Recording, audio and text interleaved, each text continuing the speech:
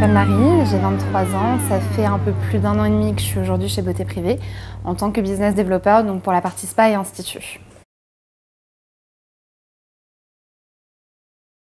Alors business développeur, aujourd'hui dans mon métier sur Beauté Privée, on va venir identifier tous les meilleurs salons de coiffure, les meilleurs spas, les meilleurs instituts. Ça va venir beaucoup chasser aussi. Aujourd'hui, on a une grosse partie de notre travail qui est dans la prospection. Donc que ce soit terrain, que ce soit téléphone, on va vraiment venir aujourd'hui démarcher nos partenaires pour leur proposer de venir sur notre site. Ensuite, je trouve qu'il y a quand même une grosse partie de négociation. On passe notre temps à négocier les offres, à négocier des tarifs, à négocier des disponibilités pour toujours avoir le meilleur prix.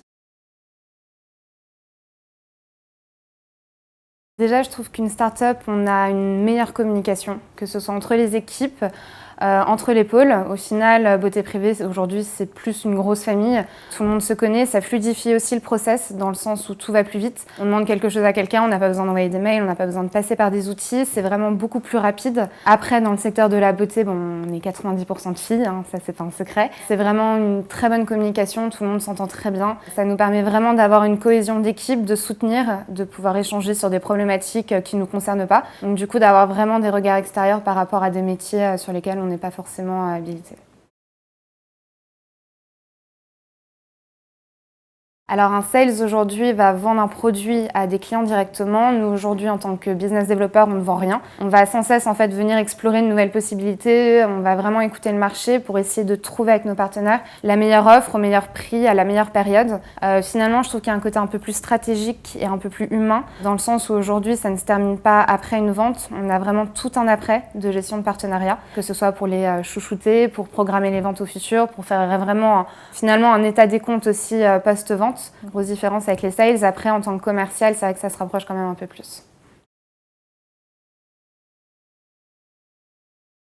Alors, on va utiliser en outil interne Zeus, par exemple. Zeus, aujourd'hui, c'est un outil qui nous permet de voir le chiffre d'affaires généré par vente, de pouvoir voir de manière globale, en termes de chiffre d'affaires, comment ça se passe, les ventes qu'on fait, les suivis des clientes, du SAV. Donc, c'est un peu l'outil général qu'utilise aujourd'hui Beauté Privée. Maintenant, nous, en tant que business développeur, sur la partie commerciale, on a un outil, on va dire, d'organisation qui s'appelle V-Tiger, qui nous permet en fait tout simplement de pouvoir gérer nos prospects. C'est comme une énorme bible où on voit un peu l'état de chacun de nos comptes, on voit nos comptes, on peut voir les coordonnées des clients, l'avancement d'un projet, donc c'est un peu plus ça. Maintenant, je dirais plus qu'un commercial, ses principaux outils, ça reste quand même sa curiosité et ses yeux. Donc c'est vrai que le principal outil qu'on utilise aujourd'hui, ça va être nous, quoi.